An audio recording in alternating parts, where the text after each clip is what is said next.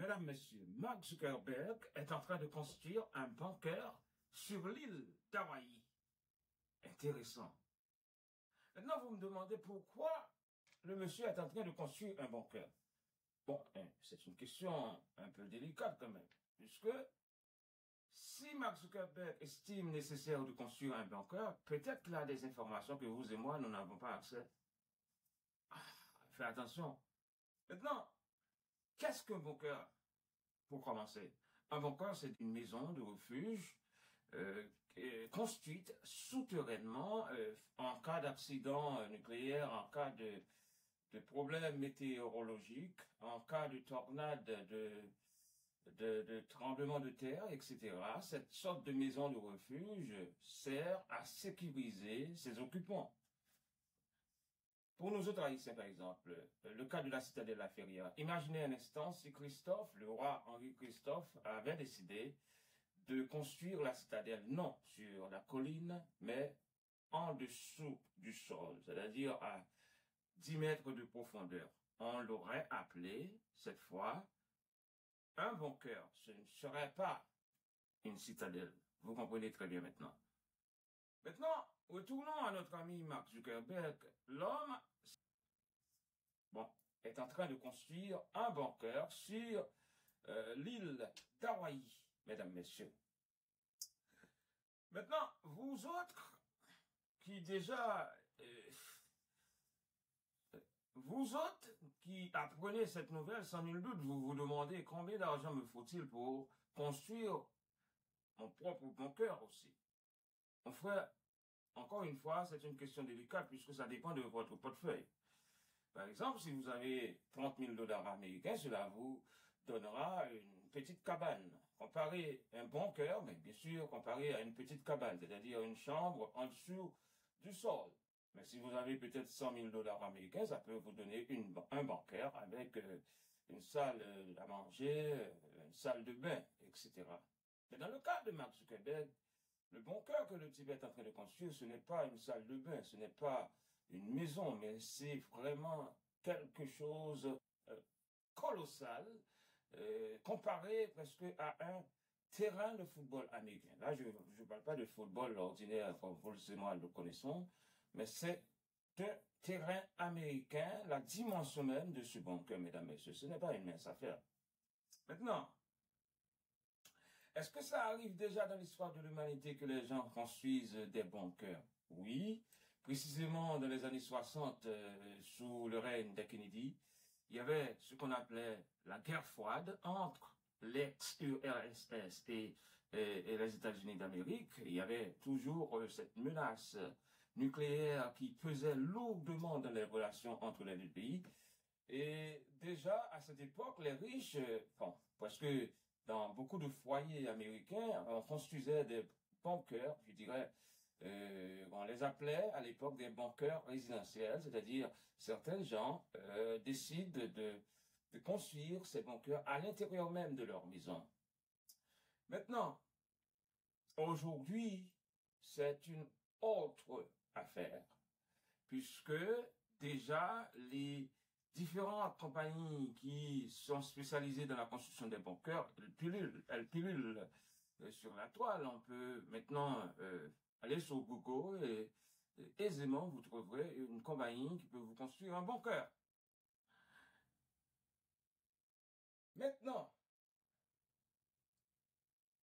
ce qui est intéressant ici avec le cas de Mark Zuckerberg, mesdames, messieurs, c'est que il faut se rappeler que Mark Zuckerberg est quand même le fondateur de Facebook. Le type aussi possède Instagram, WhatsApp, etc.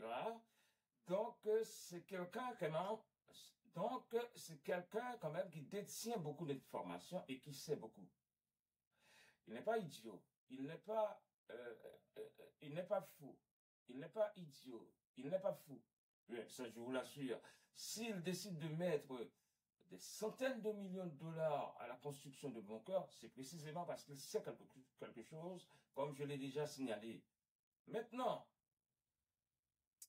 un fait important à relater, mesdames, messieurs, c'est l'apparition de Mark Zuckerberg devant le Congrès américain le mois dernier, Mark Zuckerberg et aussi certains représentants de grands médias sociaux comme le TikTok, le Snap, etc. Ils étaient tous là devant le Congrès américain pour répondre aux questions de certains sénateurs, en particulier le sénateur, le fameux sénateur qui est vraiment aimé presque par tout le monde. Qui n'aime pas le sénateur Kennedy, mesdames, messieurs? C'est un sénateur vraiment exceptionnel, qui fait un travail exceptionnel au Congrès et dont la qualité même de ses questions invite à la réflexion. C'est un homme qui ne donne pas, voyez, une main levée à ses invités. Il les questionne du fond en comble. Et c'est dans cette atmosphère-là que M. Zuckerberg s'est trouvé le mois dernier lorsque le sénateur Kennedy, lui,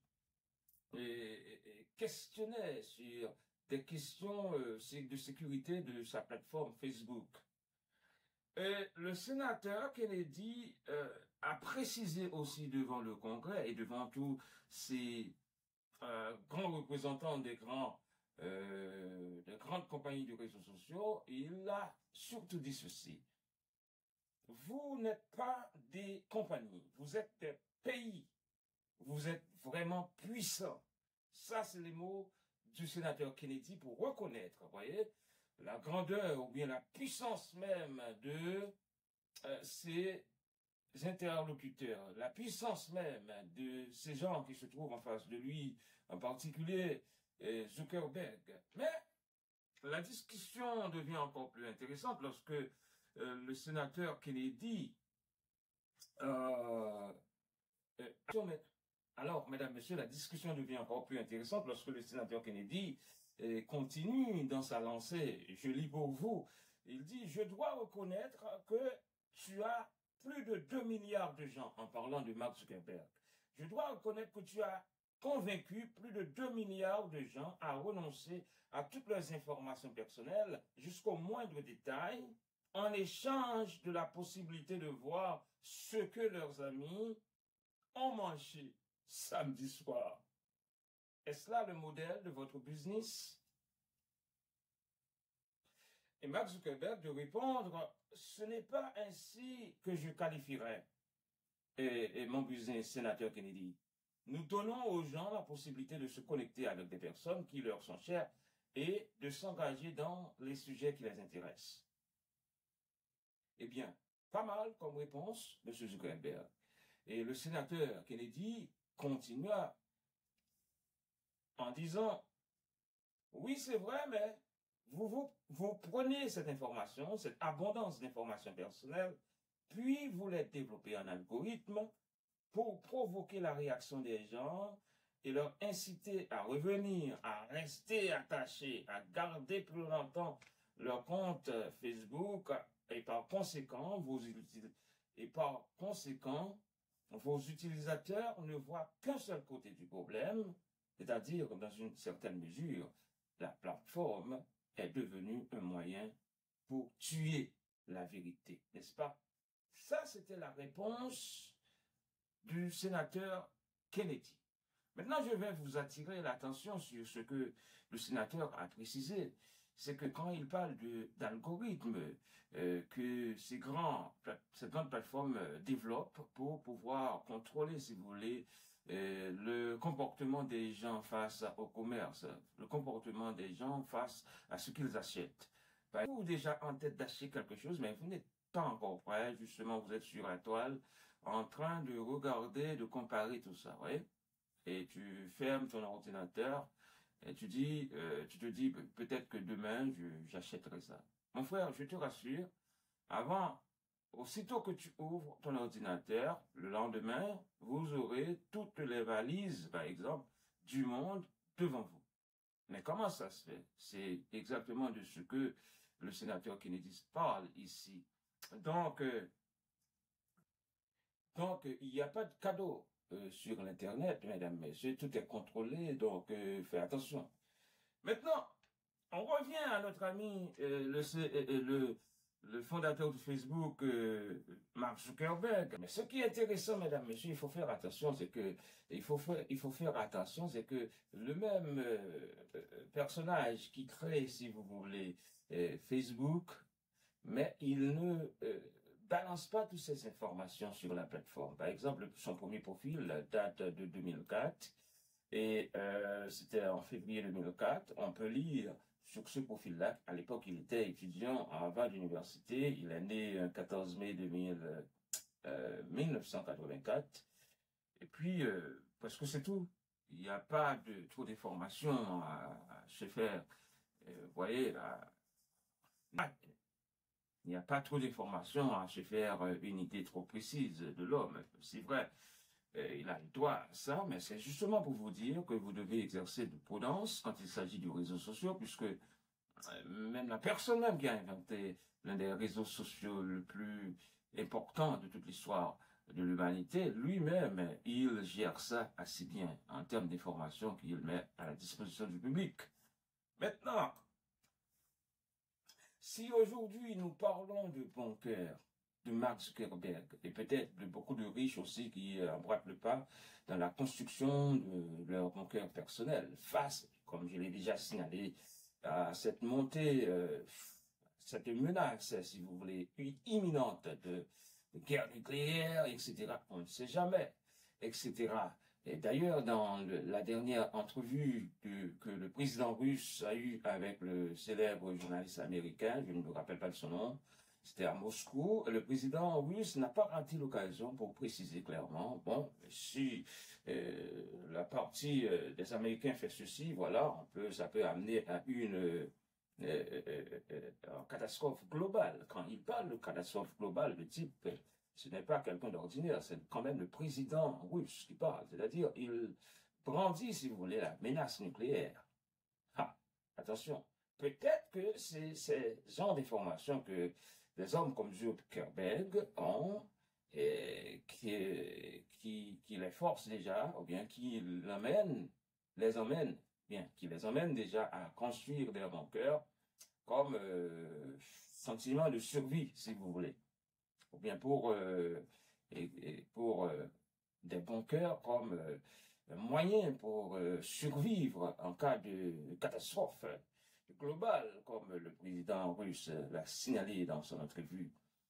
Maintenant, aujourd'hui, nous parlons de bunker dans cet épisode, mesdames, messieurs. Maintenant, il faut comprendre que si nous parlons de bunker, précisément, il semble que la fin des temps est proche. Il semble que si nous parlons du bunker, il semble que il y a quelque chose à l'horizon qui les emmène déjà à construire des bunkers comme sentiment de survie, si vous voulez, ou bien pour des bunkers comme moyen pour survivre en cas de catastrophe globale, comme le président russe l'a signalé dans son entrevue. Maintenant, aujourd'hui, nous parlons de bunker dans cet épisode, mesdames, messieurs. Maintenant, il faut comprendre que si nous parlons de bunker, précisément, il semble que la fin des temps est proche. Il semble que si nous parlons du bunker, il semble que il y a quelque chose à l'horizon. Bon, ce n'est pas nous ne savons pas, il y a quelque chose à l'horizon. Mais déjà, des années déjà, des millénaires déjà, la Bible parle de la fin des temps. En fait, le livre de Daniel,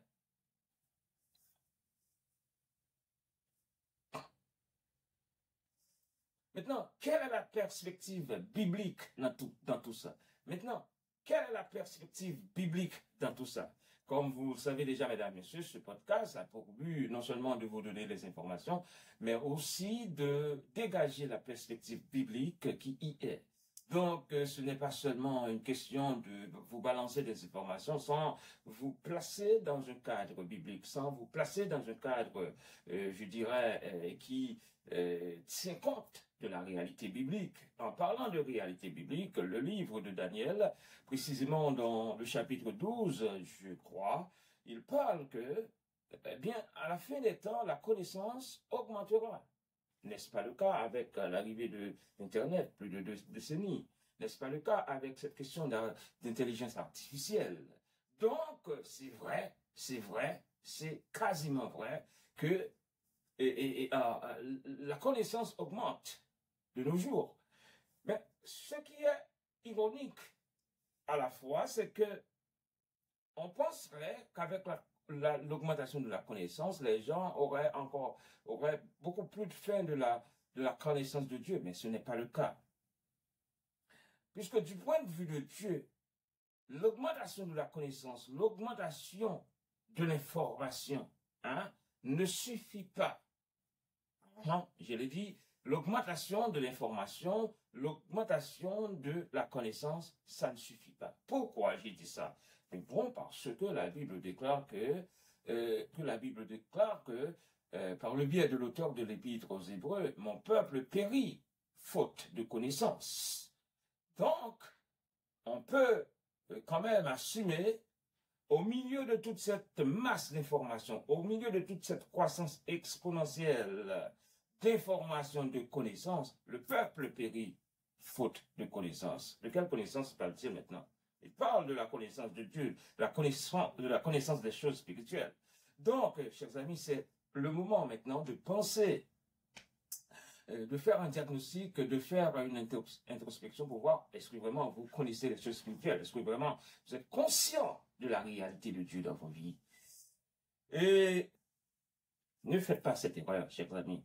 Je vous invite, en terminant ce podcast, à considérer la perspective biblique qui consiste à vous rapprocher de Dieu, à vous poser des questions sérieuses sur votre destinée et à embrasser, si vous voulez, son seul Fils, Jésus-Christ de Nazareth, comme médiateur entre Dieu et les hommes. Ne vous fiez pas au discours libéral qui vous dit, mon frère, tous les chemins mènent à Rome, comme ça, tous les chemins peuvent amener au ciel. Non, c'est pas vrai. C'est de la rigolade, c'est de la blague. Il y a un seul médiateur entre Dieu et les hommes, c'est Jésus-Christ. Et c'est simple. Aussi longtemps que vous reconnaissez que vous êtes pécheur et que vous vous repentez et que vous demandez pardon à Dieu, là où vous êtes, il peut vous toucher, il peut vous régénérer. Et cependant, et surtout, il vous donnera cette vie éternelle qui n'a pas besoin de bon cœur. Parce que, au final, tous les hommes dans les bons cœurs, ils vont mourir un jour. Mais qu'en est-il après la mort? C'est pour vous dire, mesdames, messieurs, cette enveloppe qu'est le corps, ça finira par tomber un jour. Mais si vous avez l'assurance de cette vie éternelle en Jésus-Christ, la question de bon cœur, ça ne te fera ni froid ni chaud. Parce que en Jésus, vous êtes déjà rassurés, mesdames, messieurs. Et comme dit Spinoza, le bien suprême de l'âme, c'est la connaissance de Dieu. Et la vertu suprême de l'âme, c'est de connaître Dieu. Mais je n'ai même pas besoin de Spinoza pour comprendre que ce que la Bible dit déjà, il nous dit que la crainte de l'Éternel est le commencement de la sagesse. C'est-à-dire au milieu même de toutes ces informations et cette croissance massive des formations, si vous avez la crainte de l'Éternel, vous aurez l'opportunité de disséquer tout ça et faire de la partie et comprendre que voilà ce qui mène à la vie, et ça, c'est de la boue, etc.